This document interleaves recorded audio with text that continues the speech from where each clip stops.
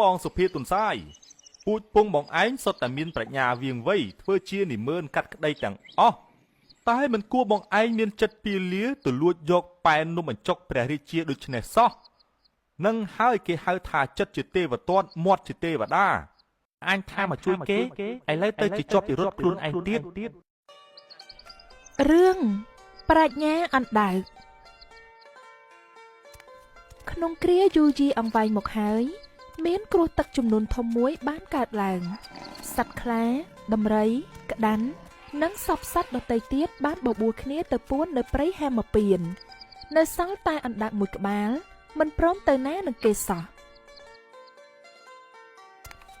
មានឆ្មាព្រៃមួយក្បាលធ្វើដំណើរឆ្លងកាត់ទីនោះហើយពេលដែលគេបានឃើញអណ្ដើកនៅស៊ីផ្សិតក្បែរគល់ឈើមួយតែម្នាក់ឯងមិនព្រមទៅតាមហ្វូងសត្វដទៃដូច្នេះគេក៏បានចូលទៅសួរនាំអណ្ដើកថាបងអណ្ដើកទឹកចំនួនចិត្តមកដល់ហើយហេតុអីក៏បងនៅមិនទាន់ធ្វើដំណើរទៅនឹងគេទៀតអញ្ចឹងអណ្ដើកឮឆ្មាសួរដូច្នេះក៏បានតបទៅវិញថាយីលោកប្អូនឆ្មាលោកប្អូនសួរធ្វើមើលតែធ្លាប់ឃើញអណ្ដើកលងទឹកមែនភ្លេចឲ្យឈឹងថាបងរស់នៅក្នុងទឹកក៏បានលើគោកក៏បានហើយបានអញ្ចឹងខ្ញុំទៅសិនហើយណាបងអណ្ដើកបាយឆ្មាព្រៃថាហើយក៏ធ្វើដំណើរចាក់ចេញពីទីនោះទៅលុះទឹកជំនន់មកដល់អណ្ដើកជាសត្វរស់នៅក្នុងទឹកបឹងក៏បានលើគោកក៏បានក៏ហែលេងជាមួយនឹងពពួកមច្ឆាជាតិស៊ីមើមឈើឬឈើជាដើមលុះពេលដែលទឹកស្រកទៅវិញអណ្ដើករវល់តែសប្បាយភ្លេចខ្លួនក៏ជាប់ខ្លួននៅនឹងដង្កៀបឈើតែតើពុំដឹងជាទៅខាងណាភ្លេចខ្លួន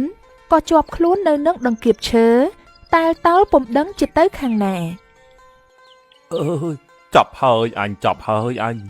ដៃក៏ខ្លីជើងក៏ខ្លីហើយធ្វើមិនដេចនឹងចោះទៅខាងក្រោមបានទៅបើមានតែជើងខ្លីខ្វាយនឹងលើកនេះងាប់មិនខានទេអណ្ដើកអើយមិនគួរណាកាត់មកភ្លេចយកកម្ពស់យកមកតាមសោះពេលដែលទឹកស្រកក៏មានលាស់ស្មៅខ្ចីដុះនៅគល់ឈើជាច្រើនពេលនោះមានដំរីមួយបានដើរបរិភោគស្មៅខ្ចីនៅទីនោះអីយ៉ាស្មៅខ្ចីច្រើនណាស់ថ្ងៃនេះបានឆ្ងាញ់មាត់មិនខានទេ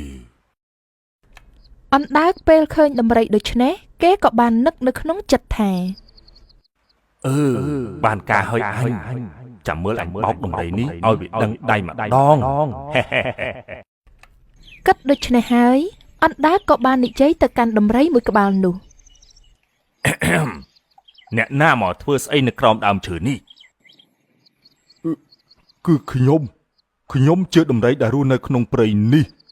តែនិយាយអញ្ចឹងមិនក៏បងអណ្ដើកឯងទៅនៅត្រង់នឹងអញ្ចឹងវិញរឿងហ្នឹងមិនសំខាន់ទេរឿងដែលសំខាន់បងដំរីឯងដឹងថាខ្ញុំជាអ្នកណាដែរទេចុំហើយបើបងអណ្ដើកឯងមិនដឹងថាខ្លួនឯងជាអ្នកណាផងមកសួរខ្ញុំមិនដឹងទៅបងដំរីនេះបងឯងនៅមិនទាន់ដឹងទេខ្ញុំនេះជាអគ្គរាជទូតព្រះបាទពេរាណសីឈ្មោះថាអ្នកលួងព្រះករុណាបានប្រើខ្ញុំឲ្យមកចាំរកបងឯងនៅទីនេះឥឡូវបានជួបហើយចាំខ្ញុំនិយាយប្រាប់បងឯងពូជពងបងឯងនេះពីដើមមកនៅបំរើជាបរិវារព្រះរាជាហើយក៏ស្រាប់តែលួចរត់បាត់ថែមទាំងលួចយកទាំងផ្លិតរបស់ព្រះរាជាមកជាមួយផងដំរីឮហើយផិតភ័យណាស់ក៏ទាំងផ្លិតរបស់ព្រះរាជាមកជាមួយផងដំរីឮហើយផិតភ័យណាស់ក៏ឆ្លើយថាបងអ្នកលួងអើយខ្ញុំមិនដឹងអីទេអានឹងគឺជាកន្ទុយរបស់ខ្ញុំតាំងពីកើតមកទេ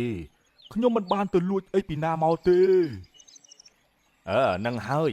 អញមានថាឯងលួចអីតែដូនតាឯងជាអ្នកលួច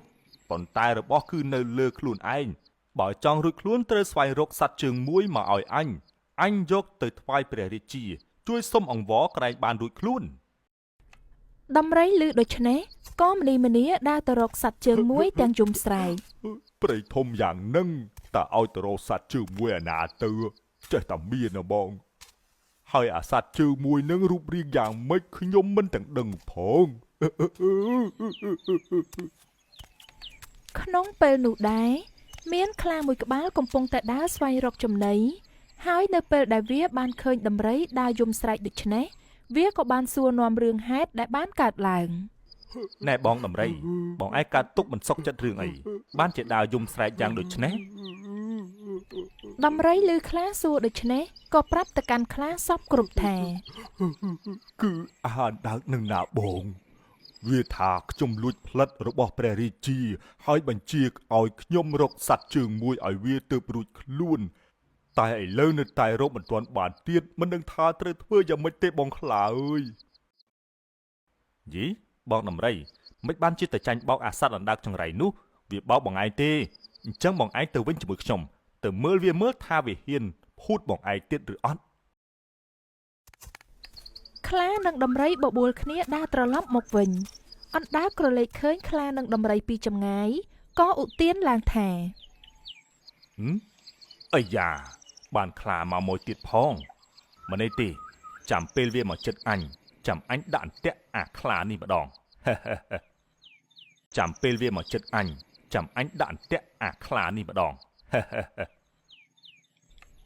លុះខ្លានិងដំរីដើរមកជិតដល់អណ្ដើកក៏បានស្រែកសួរ អញឮសូរមាត់ដូចជាអ្នកណាជេរអញគឺខ្ញុំនឹងហើយណែខ្លាឯងមានរឿងធំណាស់មិនដេចបានជាឯងលួចយកភួយក្រឡាខ្លារបស់ព្រះរាជាមកទេស្បែកខ្ញុំឃើញអញ្ចឹងតាំងពីកើតមកតើនឹងហើយអញមិនថាឯងលួចទេ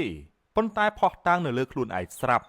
ហើយបើចង់រួចខ្លួនទៅជួយរកអាសត្វជើងមួយជាមួយនឹងអាដំរីទៅអាភ្លើ